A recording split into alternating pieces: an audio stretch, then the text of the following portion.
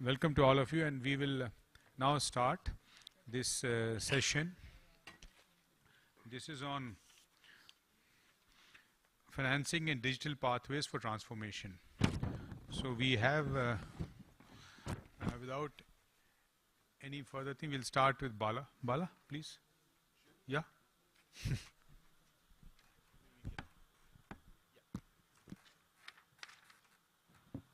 Hello. Yeah. Thank you. First of all, I want to thank Dr. Devalina who pulled me into this. I was doing I was trying to be as discreet as possible not to get into a presentation space, but it didn't quite work. But I also want to acknowledge what we witnessed in the previous session and what we saw yesterday.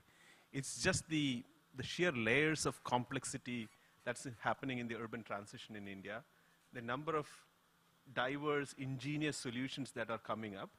Everyone is figuring out their way using data, understanding political economy, managing people, and the sheer diversity of solutions, very practical solutions that are coming up are just incredible. And finally, I think all of this augurs well for India because it just goes into the very nature of our society, how we sort of build as we go along, kind of adaptive nature of Indian society. So what I'm going to do today is I'm going to keep it quite brief. I'm going to say a few years back, I think it was in support of the 15th Finance Commission, we had undertaken a study of urban governance and finance in three countries, India, South Africa, and United States. And there was a reason why this was taken. So United States as a mature local government system, South Africa as a fairly well-established but still evolving local government system, and India perhaps somewhere one tier below but fast catching up sort of. So, and we took up a number of cities. We looked at the structural aspects of these countries and their urban local government systems, but we also looked at specific case studies. So I'm going to sort of go through them very quickly and then see what it holds and what it means for Indian context. Next slide, please. So the basic study scope is to, so we looked at two cities in the US, Chicago and Dayton, Ohio. We looked at 4 Indian cities and 2 South African cities. In addition, beyond this study, we also looked at, I looked at what happens in Metro Manila and Mexico City, 2 very large urban agglomerations. And that's quite relevant to some of the discussion about Bangalore and Hyderabad, which we heard in the previous session. The objectives of the study were basically to identify the best practices and see what of some of the policy recommendations that can come out of it may become valid for the Indian context. And among the things in that framework of analysis, how do you bring institutional coherence? What is local autonomy versus central control? How do you make finances sustainable? And how do you bring in public accountability? All of this towards the idea of high quality service delivery. Next slide, please. So these are broadly the institutional typologies that came. Vast majority of the services are delivered in these cities, in these countries through municipal departments. But an emerging model is municipal enterprises. We've seen that in smart cities. We've seen that in many of the SPVs that are coming up. But many of these municipal enterprises, particularly the ones in South Africa and some of the ones in the US, go well beyond what we normally understand as an SPV in the Indian context. Then there is, of course, something that is very unique to US, what are called as special districts. You may have heard that in the US, a lot of housing decisions are based on your school district. So schools are, education is done through a special district. Similarly, a number of urban public services like public transport, water, etc. are done through what is called as a special district arrangement. And finally, of course, public-private partnerships. And additionally, we've looked at, as I said, Mexico City and Manila as examples of metropolitan coordination and management. Next slide, please. So I'm not going to go into a lot of detail of this, but suffice to note that in the US, the 2 broad dominant models of urban governance systems at the apex level, one follows the executive mayor model, Chicago, Washington, DC, etc. And all of the departments directly report to the mayor. The other is the city manager model, which is also quite prevalent in other parts of the world, including South Africa. And Dayton is an example of that. A professional city manager is appointed by the city council, and the departments report also to the city's manager.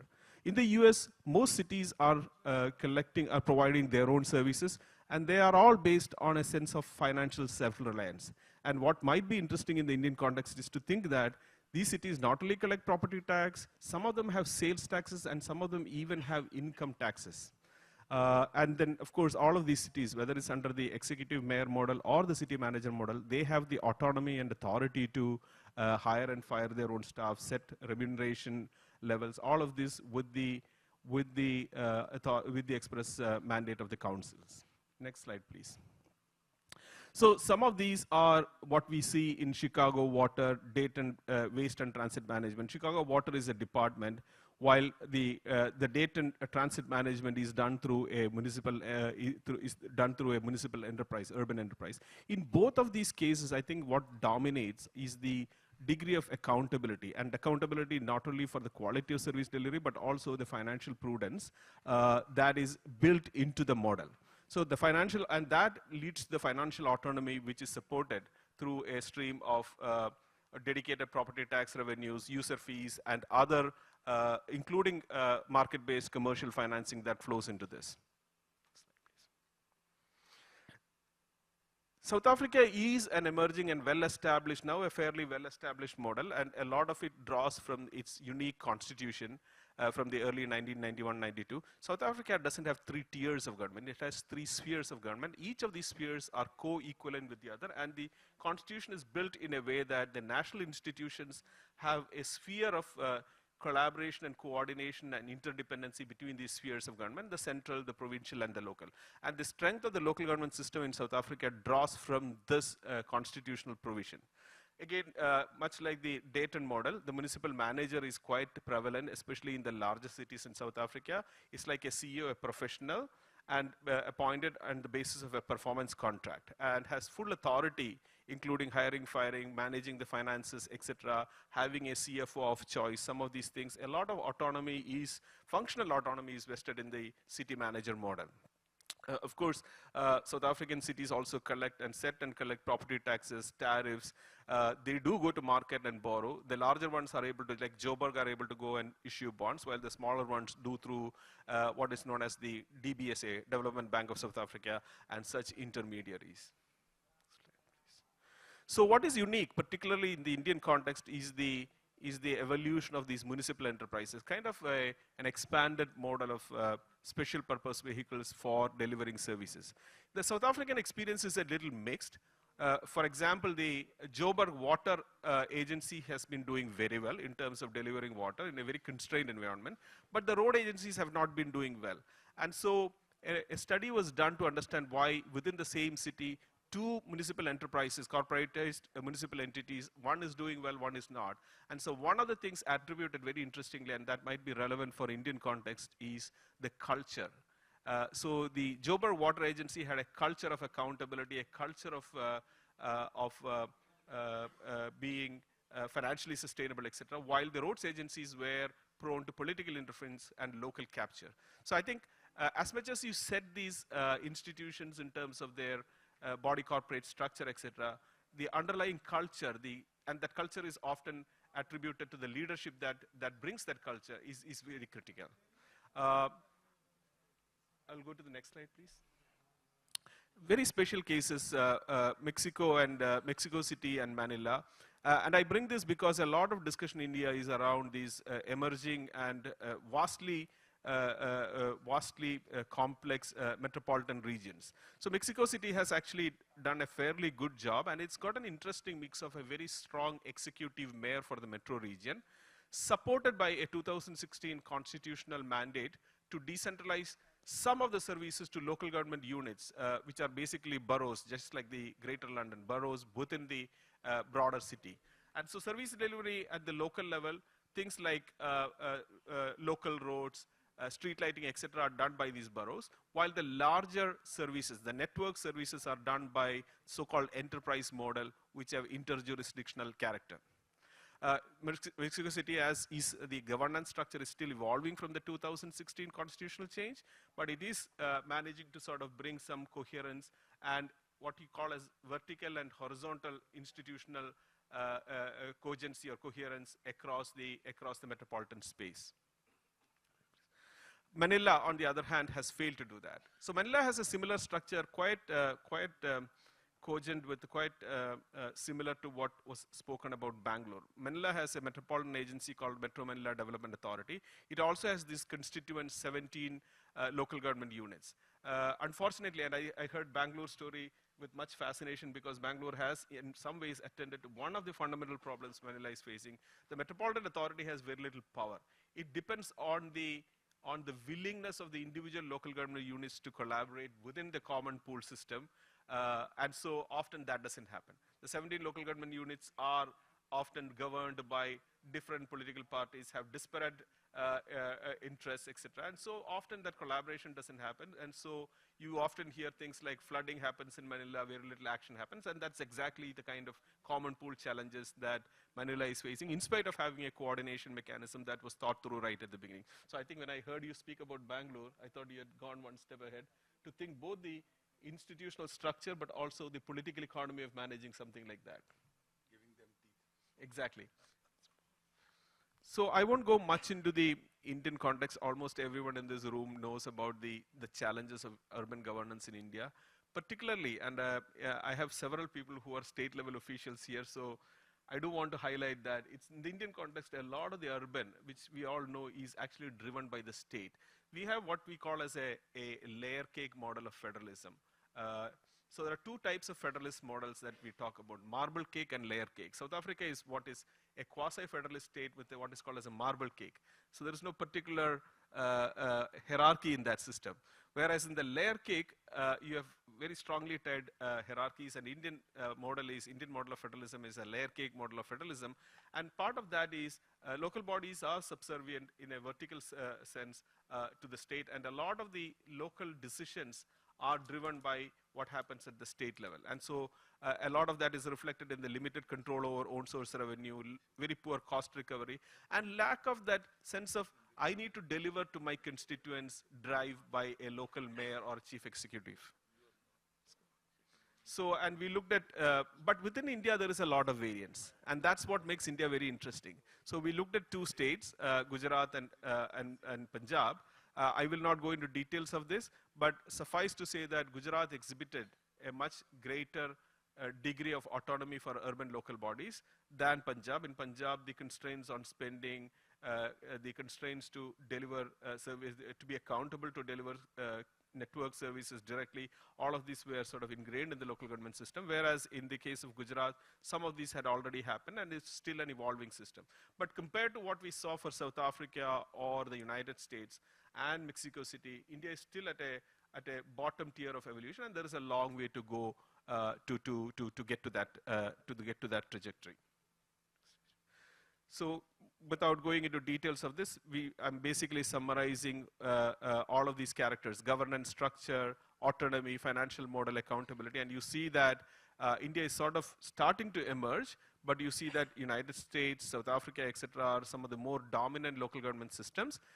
Mexico is sort of evolving and much higher in that value chain. Philippines, although has a very decentralized local government system, is still quite dysfunctional, especially when it comes to management of large metropolitan areas, particularly in dealing with common pool challenges, network services, interjurisdictional issues, etc. Next one, please. So finally, I just want to, and we have such an eminent audience here. I think you missed one final slide. Right after this. I think. No, after this. Anyway, I think it's fine. So what I say is that, yeah, exactly. 5 areas that one could look at. Institutional coherence, local autonomy, citizen accountability, financial sustainability, and citizen participation. For each of these areas, I have tried to see what is most proximate to India.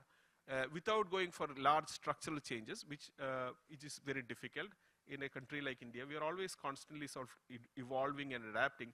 what might be some of the most proximate examples of reform that we see from other countries, which might be pertinent in a sense of innovation, in a sense of change in the Indian context. For example, in the institutional coherence, Bangalore would be a great case where you can look at special purpose districts for service delivery, particularly network services that extend along ALR. And they could be quite subservient to the metropolitan authority itself. And that coordination between at the metro level versus still maintaining the autonomy, the local character of these 5 urban local bodies. Similarly, local autonomy, we've all been talking about rate setting and collection powers for local revenues. Almost all countries that have strong urban governance systems have these powers, the ability to hire and fire staff. And particularly, I wanted to bring your attention and thought to drive your thought to the citizen accountability model. In India, we haven't quite tried out the executive mayor. I think Chennai probably has an executive mayor model, perhaps, or maybe a quasi-executive mayor model, but rest of India doesn't have that. So that's something to think about. Or a professional city manager. I've heard these discussions happen 10 years back, 15 years back in the Indian context. We've not sort of advanced it, but I think those are some of the interesting experiments. And with the kind of spirit with which Mohua is driving reform these days on the urban side, I think some of these are ripe to be tested in willing and able states that we can see where these reforms go. Let me stop here and thank the panel and Debalina for this opportunity. Thank you, Bala. One perspective and 2 questions for you when we circle back to you. See, our starting point is different, Bala. 1919, we had a Government of India Act. And that led to mayors like Patel in Ahmedabad, Bose in Kolkata, right? And Patna mein Rajannath. So we had this. 1935 was entirely different.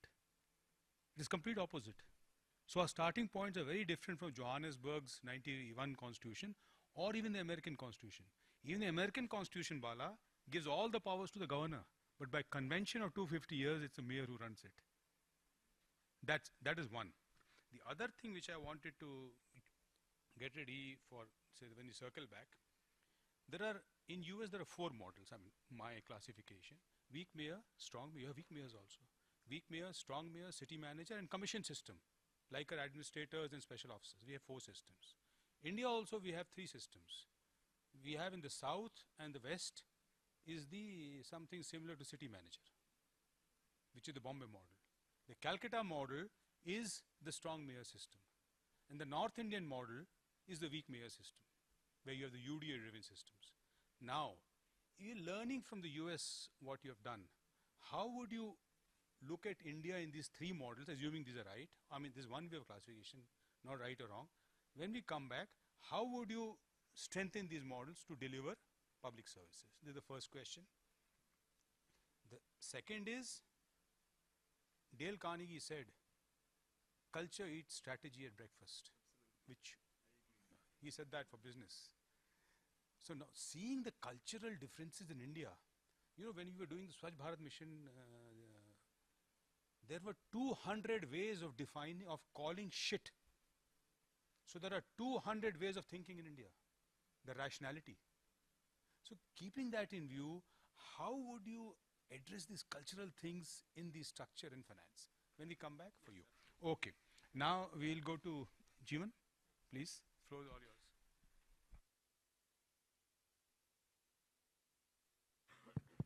So first of all, it's an absolute honor, sir, to be sharing the panel with you. Considering the limitation of time, I'll just briefly explain what the state of Assam has done in the sphere of urban institutional strengthening and reforms. This mostly is relevant for the states with low levels of urbanization. Assam, as per the 2011 census, had 14% urbanization. It has increased drastically right now, but we don't have an explicit figure. When we started this roadmap for institutional reforms, the way back in 2021, so we had a very fragmented landscape because we had 2 different departments in the urban sector itself. One was called Department of Guwahati Development Department, and second one was Urban Development Department. Since other areas were lagging behind, so Guwahati thought, okay, they should proceed alone, and they had a different department. And most of the projects used to have longer implementation cycles and delays. And we were mostly dependent upon, I mean, the ULBs were mostly dependent upon the state devolution. Their own revenue collection was hardly 5% of their overall kitty. So we approached ADB, Asian Development Bank, to do a structural study of the institutional landscape of Assam. They did a great job in 6 months and came up with a report. So the report mainly recommended having a municipal cadre and our own state institute for urban development, and also corporation which for preparing and financing our infrastructure projects. So we immediately worked on the new cadre and came up with Assam Urban Administrative Service, Engineering Service and Financial Service, with very, very modern service rules governing their service conditions. At the same time, we worked on property tax collection systems to improve the revenues and did some diagnostics on where are the issues. We wanted to handle this change through standardization on IT platforms. So we came up with a couple of IT systems. First thing, to handle a change around the way the property taxes were collected and trade licenses were issued, or the fees against trade licenses were collected. The idea was to increase their own revenue for the ULBs. So coming to current day, we have achieved almost 126% growth in 4 years in the way, in the property tax collections.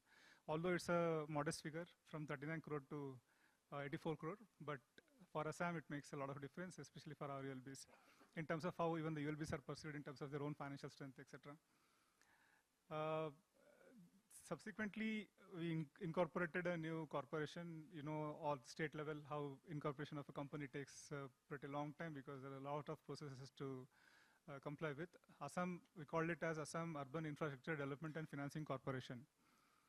Now all the reforms, we didn't wait for this to come up. We were parallelly implementing different reforms. So that created another problem because we had very fragmented digital systems for each and every activity under different agencies. So now we are trying to consolidate all of them under the new business unit, under the new corporation. For that, we have an IT consultant, and we'll have to work in the coming days on how to amalgamate.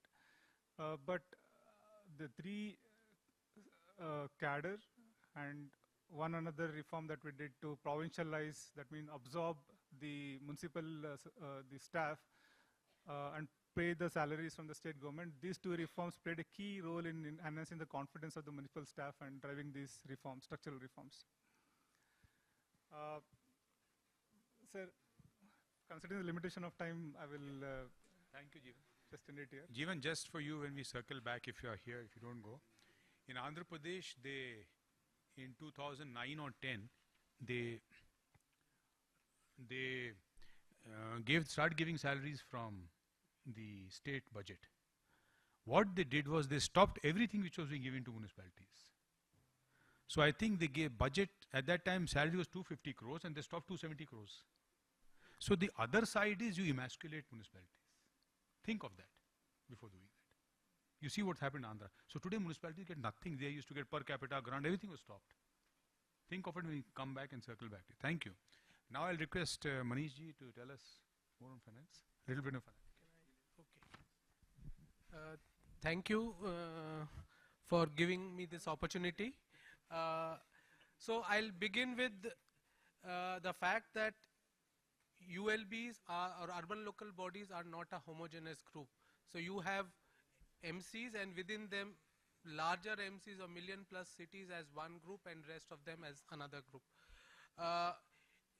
So if you look at the receipts and every component of receipt, owned tax, non-tax, transfers in per capita terms, municipal corporations collect much more or get much more than the smaller ULBs, even in case of transfers. And when we talk about transfers, design of transfers like State Finance Commission, Central Finance Commission, which are largely based on 90% population weightage and 10% area, most of the funds go to larger corporation, leaving smaller corporation with very little money to do that. But they have to provide services basic services, and so we need to look through this also. Now if you look at the dependence of smaller ULBs, 2/3 of their funds come from transfers, whereas for corporations it's just 1/3. And when we talk about revenue expenditure met from own resources, it is just 22% or 32% in case of town panchayats and municipalities, and 68% in case of corporations. So smaller ULBs receive less money, raise less resources. Our municipal corporation has more avenues to raise resources but get more transfers, and so one has to look at how we design the transfers.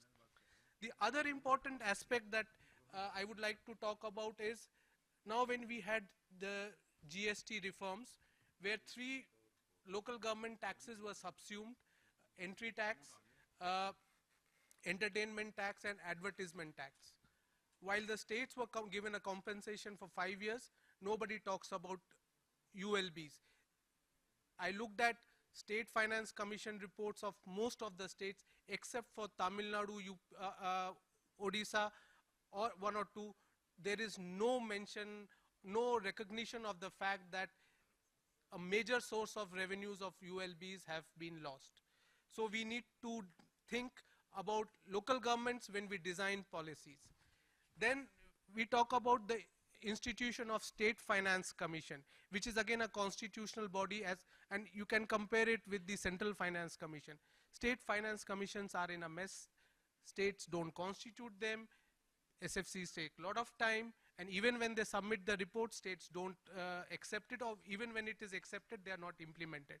So that is again a major loss of revenues for local governments. Now if you look at the major sources of own revenues, property tax is the most important source, which is around 22% of own revenues of ULBs as a whole.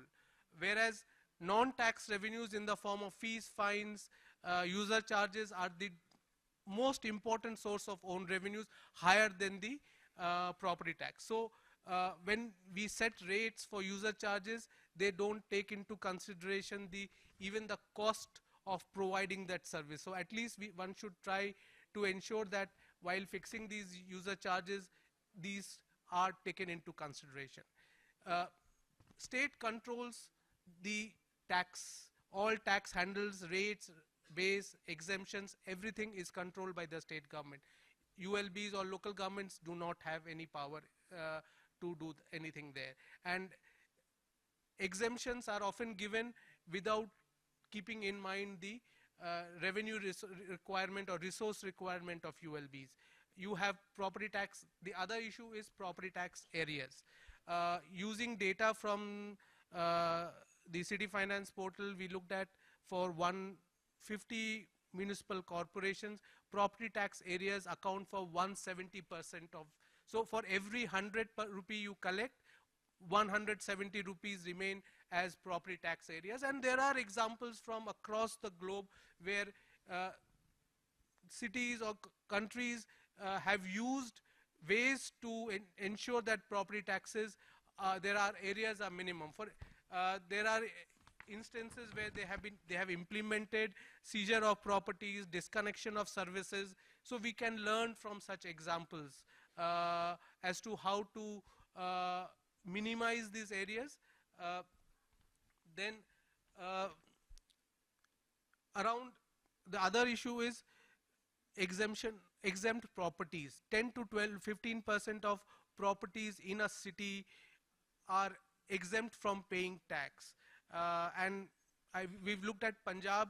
In many cities, it was more than 30% of cities of the properties were exempt from paying taxes. But services have to be provided to them also. So one needs to look at those aspects. In case of property tax, one issue which we saw working with some of the states was properties were not enumerated. There was no corporations or ULBs has no idea how many properties are there within their jurisdiction. GIS mapping would have been done, but then it is never updated, and so we need to look at that aspect also if local governments have to be empowered or be allowed to raise more resources, then major concern facing the ULBs is vacant positions. In many ULBs, in some of the states, we found even the commissioner's post is vacant. So they are plagued with large vacancies, and they also need capacity building. Yes. Now, just to talk about the final aspect, which is if you look at the capital receipts of ULBs, most of it comes from transfers from state central government, and loans are just a very small, borrowings are very small component, and within that 75% are loans given from state central government at a concessional rate. Municipal bonds or new and innovative methods hardly find a place of importance in their overall capital receipts. So from 2017 till date, we had about 18 MCs through 25 issuances have issued municipal bonds of about 3,500 crores rupees. And this is despite the fact that in 2015, SEBI brought out these regulations for enabling local bodies to, brought out this regulation relating to issuing, listing and trading of municipal securities. Government has an incentive of giving grantee aid for bond issuances, 13 crores for first 100 and maximum of 26 crores. SEBI's regulations have been watered down or made more enabling so that investors can participate, the local governments can approach and issue bonds, but we still find it's not happening. And if you look at the size of issuance, it varies from 25 crores to 244 crores. Basically, it's just the amount of incentive, it's linked to the incentive. What happens when the incentive is not there? And if you look at from the, out of the 25 issuances, in 13 issuances, this revenue surplus of the corporations was much larger than the size of the issuance. So we need to address these, and a most important thing, we need to handhold ULBs, learn from experiences from other countries, provide handholding so that they can, capacity building has to be done so that they can access market. I'll stop at that. Thank you. Thank you, Manish ji, for giving a complete description of the status of municipal finances. Thank you. Now I'll request Dr. Santhosh Babu, who is joining us online. Santhosh, thank you for joining. I'm sorry we're running late, so if you can do it in 5-6 minutes, because there are two other speakers after you. Thank you, Santhosh. Welcome. So basically, what we are trying to say here is just keep going. Is that we basically don't have much time in this session, and as in life also. So we need to provide services to our citizens quickly. And you know, time was when we had, go to the next slide. Time is when we had the e-governance. But today we need to move towards different aspects of e-governance, layered meaning of e-governance, so that we'll have joyful employees, joyful citizens, joyful entrepreneurs, and an alert citizenry and alert administration. And obviously making India and the states economic powerhouses. Next. So it all depends on how we govern and how do we demystify governance.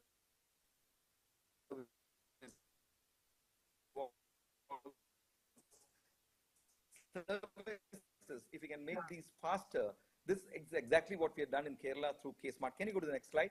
Quickly. Can you go to the next slide, please? Yeah, please go, keep going, keep going.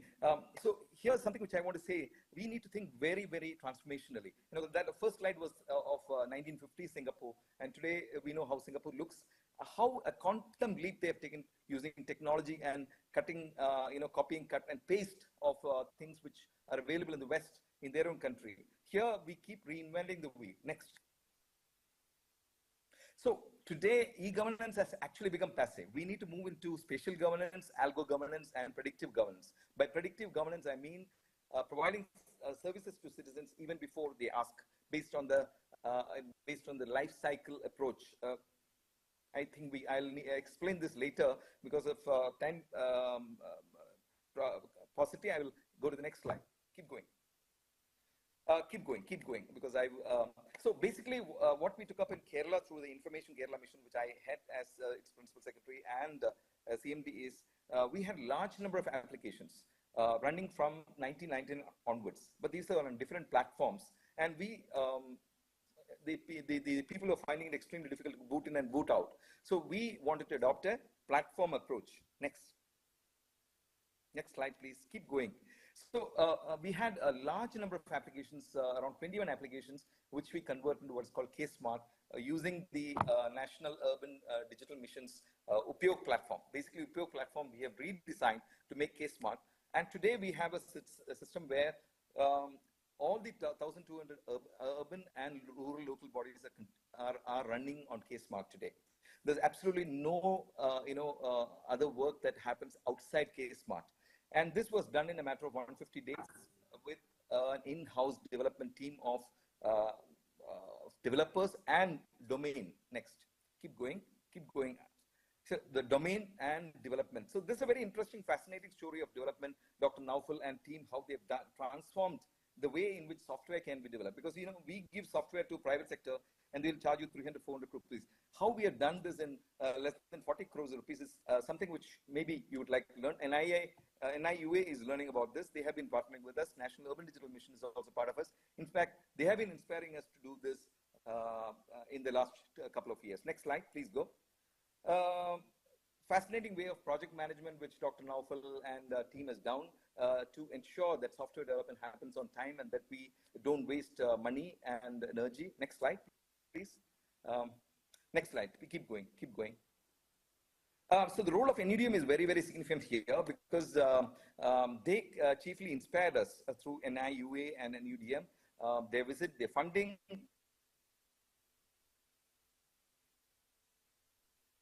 They've given us 22 crores. They made, I came also a consultant to them. It's a matter of privilege that we have done. Next slide, please. Next slide, please. So K-Smart has around 14 modules. Base modules are around 4, and rest are 8 modules, which govern the entire process of the work that happens in rural and urban local bodies. There's a web app and a mobile app. Next. A simple example is Know Your Land. A simple example is another app which is called Know Your Land. If you have a piece of land, what you do with it?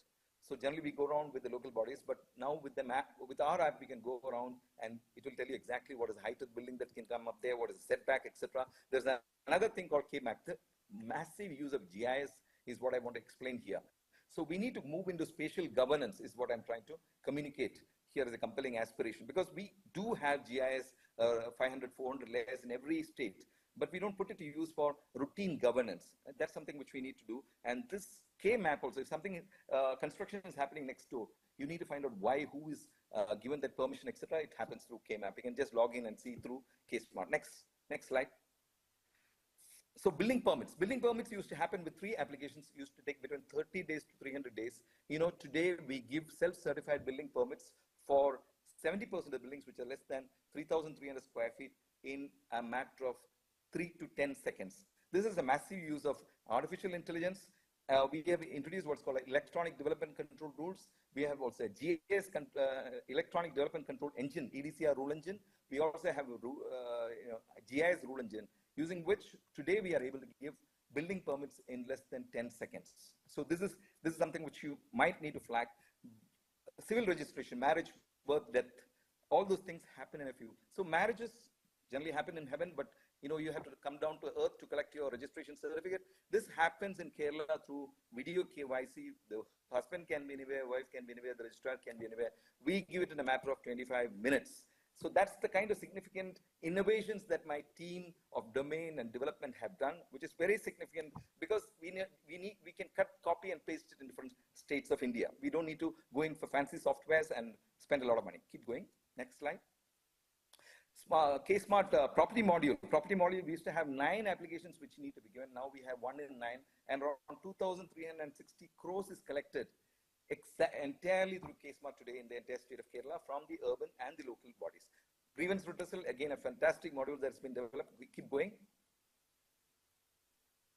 This is something which is very significant. We have a KEFT, Kerala K-Smart Electronic Fund Transfer. Now, some contractor is asking for money. He just needs to apply online. It goes through the workflow, and the moment the secretary, the panchayat, or the corporation or the municipality clicks, the fund goes to him. Obviously, funds are available. But the point is, today the contractor need not roam around the local body. That's the point I'm trying to make here. So KEFT is an important innovation that we have done in IKM. Next slide, please.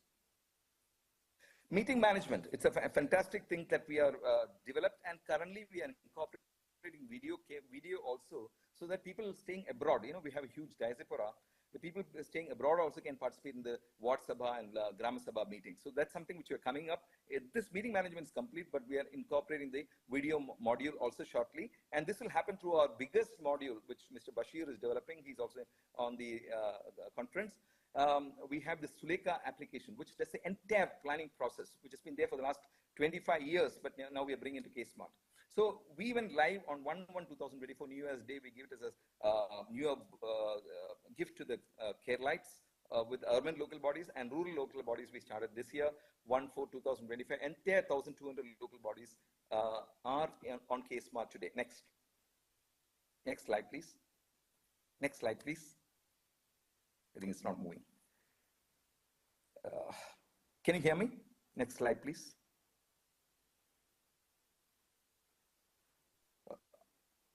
I'm not able to see. So, yeah. So the services are so fast today. These are, data of some time back when we launched, etc. But you can imagine the kind of, we can keep going. Imagine the kind of speed that's happening. Today, Naufal, who is the architect of this software, tells me around 82 lakh files have been cleared. And we keep going. These are old data.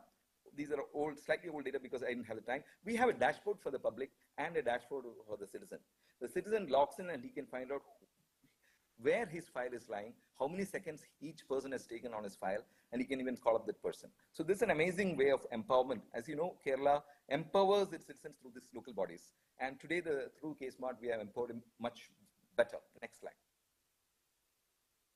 So a lot of technology integrations does not matter to this conference, but the point I'm trying to say is that today we can give certificates just like that. It takes a few seconds to get your birth certificate or death certificate or marriage certificate on your mobile app, or except building permit. Building permit, obviously, the 20,000 engineers who have been trained on K-Smart have to draw on the CAD or whichever software they're drawing, and then click submit, and between 3 and 10 seconds, you get your self-certified building permits. Another thing that we have done is K-Suite, which is a solution for the e-office that we have with an IC today. Today, we have in K-Suite, in addition to file management, we have finance module, we have HRMS module, we have a couple of other modules also, meeting management module, etc., which makes it a very unique proposition for the whole country. Because we, in Kerala, entire government, right from the secretariat up to the panchayat, use e-office. But again, they struggle for using finance, etc. So we have developed K-Smart, carving it out of K-Suite, carving it out of K-Smart. And right now, Information Kerala Mission has been using it for the last 11 months and extremely successful at that. Next slide. So you look at this total files is 82,000 files. Files closed in 1 hour, 8 lakh, 10%. Files closed in 24 hours is almost 20 lakhs. Files approved after 5 p.m. So people work after the office also. We know it's around 8 lakhs. Off days approval is around 4 lakh 42,000. Total files rejected as etc. Then building permits is around 70,000 per building permits that were given in below 10 seconds. Marriage certificates equal number, etc. So large transformations happen in Kerala post K-Smart. Before that, also a large number of applications were there. They were disparate applications, separate applications. So today we have managed to bring them all together on microservice architecture, DevOps technology, etc. Thanks to technology, today anything is possible. I'm telling you, technology is the least important thing because we can do it very, very fast. The problem is of, people process technology. Technology is easiest, process is slightly difficult, but the most important thing, as somebody said, is the disparate silos that we have in government, and we need to combine. For example, when we did the Know Your Land app, we had 6 shape files to be incorporated: airport zone, railway zone, high tension wire zone, eco-sensitive zone, CRZ zone, master plan. But we were finding it difficult to get the other shape files, for example, paddy, wetland, etc.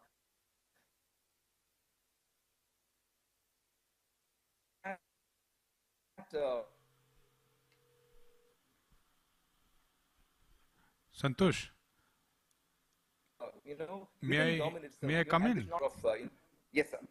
Yes, sir. Santhosh, we are running out of time, and I would like to compliment you, Santhosh. Two things which really strike in this case smart. One is the way you have integrated, the silos using digital services. And the second is your disintermediation. These two are absolutely amazing in throughout India, disintermediation and integration, the way you have used this. Thank you. Thank you for Sir, just one extremely... second. Yeah, please. Haridha Mitram app is something which is very unique for waste management. Today you will say not find waste anywhere. Today it's completely monitored using this Haridha Mitram app, which our team has developed. Initially Keltron had developed, now we have developed it. Around 4 lakh families are visited by this Haridha Karma Senas every day from Kudumbashri. So it's very significant. And just one more thing, sir. We are very underinvested across India in IT. IT is seen as an expenditure. Please see IT as an investment, and then we can see all these changes happening. We struggle, but NUDM helped us. But we need to go on. We need to introduce a lot more technology to make urban governance, local governance, rural governance world class. So I think we need to go in for a single app for citizens. We have multiple apps. We need a single employee app, which we have developed now. And we also need to look at K-Smart and similar other applications as digital public infrastructure and bring in the overseas diaspora, everybody into this system. Sorry for taking another 1 minute, sir. Thank you so much for your time. Thank you, Double in a Thank you, Santhosh. That was great. And of course, director can take it to all the states. I mean, this is an example, the two of you. Thank you. Now, Vasanth ji, sorry, आपका time इतना कम है ना? कर लेंगे उसका फिर plenary session and then हमारे chairman साहब को बोलना है. Please. You have 2 minutes, है दुनिया? 2 minutes.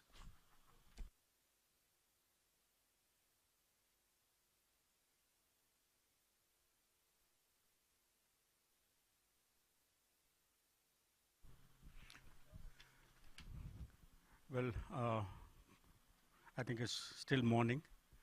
Thank you for this invitation. I'll just be very brief.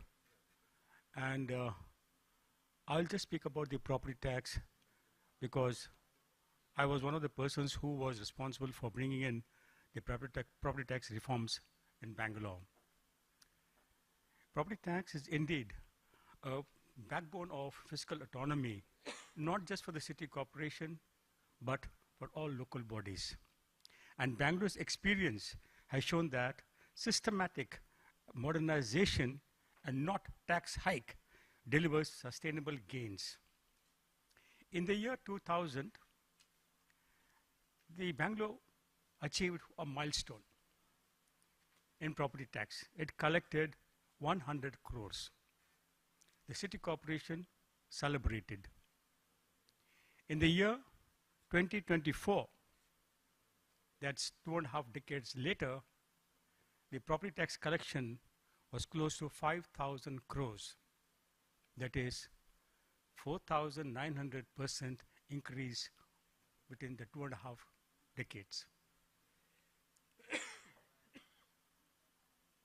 This, I think, the nation should celebrate because the Bangalore property tax model has been adopted by several cities across the country, and sure enough, with Ms. Debunulu Kundu there, with her NIU being the backbone for so many states in the city area in the property tax, I'm certain many more states will achieve this kind of milestone.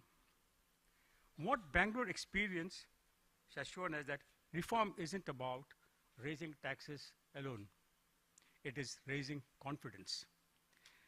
When the systems become simple, digital, and transparent, like for using the self-assessment scheme or the GIS mapping, integrating the data of the stamps registration department on other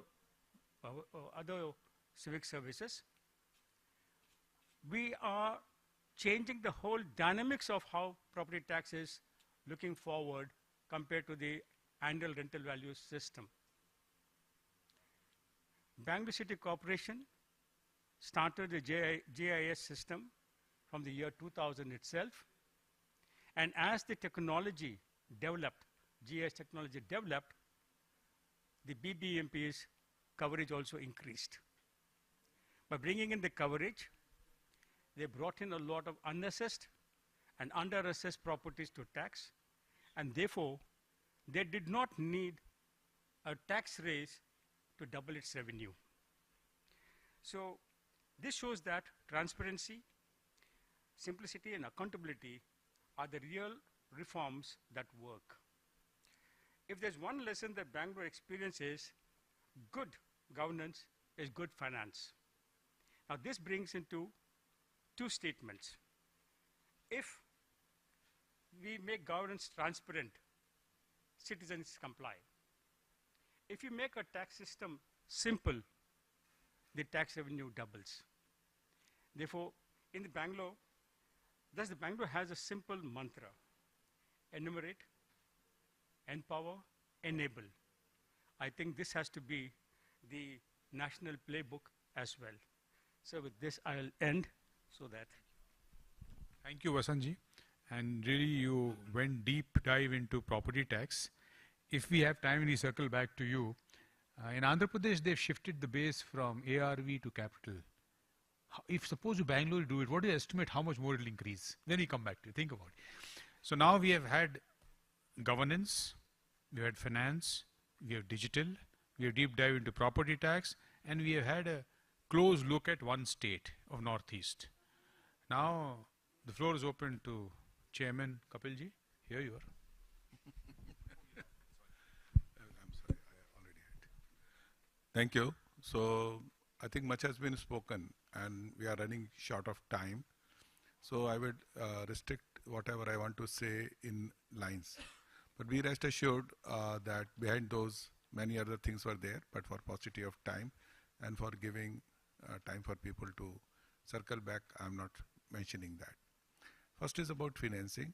So while we have talked about devolution and things like that, but as most of the finance secretaries, including Mr. Sharma, will say that the hands are tied and there is a competitive efforts over there as to how much would be devolved or not. So the other ways, which of course of late now it has become a buzzword, is to do public-private partnership. And now of course Urban Challenge Fund has also been provided for, which is significant. I would suggest that it would be very good to take a very, very deep look as to what public-private partnerships projects have worked and try to see that the reasons for that. I mean, I have done Bangalore International Airport, so I don't want to go into that. It is a subject by itself. But to say, as my colleague said, culture, I do partly agree. Also it is, how much are we willing to honor the contracts? So in the bottom line, it is that. What is our understanding of that? That's the key if we are going to attract private investments in public sphere. That is the key. Unless that confidence is established, as it was by National Highway Authority of India, once I had the benefit of working there, it is not going to happen. The Model Concession Agreement on National Highway Authority of India is the heart on which the whole private sector participation in National Highway Authority of India was made. Suffice to say that that Model Concession Agreement was made with private sector on board, not the other way around. And also it had a very healthy respect for contracts, commitments, isolated it from political and administrative changes or thinking, because these are long-term contracts and all those things, so lender confidence has to be established. As far as technology is concerned, two last presentations have made it very clear. It is there. The investments which are made in technology with a clear objective in mind pay for themselves. My colleague Mr. Rao spoke about property tax. I mean, he knows, he is a pioneer in that. Now e-Khata has been done, which is nothing but digitalization of property record linked to the GIS.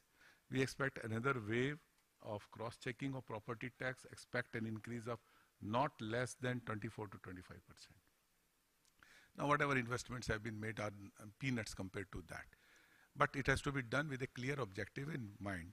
Similarly, the digitalization efforts, like for very mundane subject, because I see some of my colleagues here, stamps and registration, that whatever was invested, the payback was 1 year. Okay, within 1 year, all of the investments have been recovered through user charges and practicality. So I've been told to close. I'm closing. Thank you. Sorry, I've been a worse monitor today, but you know, you have to understand, I'm a puppet. Director is telling me from there, doing whatever she's saying. Thank you anyway, Divya, that was nice, so nice. I'm sorry we couldn't come back and we'll not be able to circle back and take the questions, which have been so interesting. But I would like to thank all of you, Bala, for taking time out. I know how busy you are. Amravati is taking away everything. So, I mean, but you're building a new city. Bala, look at it now. Let me say you are building here. They will say that, right? You are, yeah. No, but you do a lot of stuff to help them. You know, it's just not giving finance. You guide them a lot. Environment aspect, all that stuff. Thank you for that. So I just want to say one thing. Yes. Might be of interest to everybody here because we were having that conversation. So we talk about technology. I think my colleague Gerald is also, we lead the World Bank team, and we have also our colleagues from the ADB. We have a joint team that works with Amravati. So one of the key features is Amravati is thinking about a digital twin. And I think the idea of digital, I don't want to go into details of what a digital twin and what are the different layers and models of a digital twin are, but that's something the next frontier really. And those are the kind of digital ideas, technology ideas that we need to sort of bring on board for the future of India. And Amravati is actually leading the way in that. Bala, thank you. 15 years ago, I was Secretary IT when this evolution was happening. Just keep in mind, don't put digitalization over a bad process. You'll make it permanent and you can never change it. Just that's only. Thank you. Thank you everybody. And thank you all of you for coming and contributing to this session. Thank you.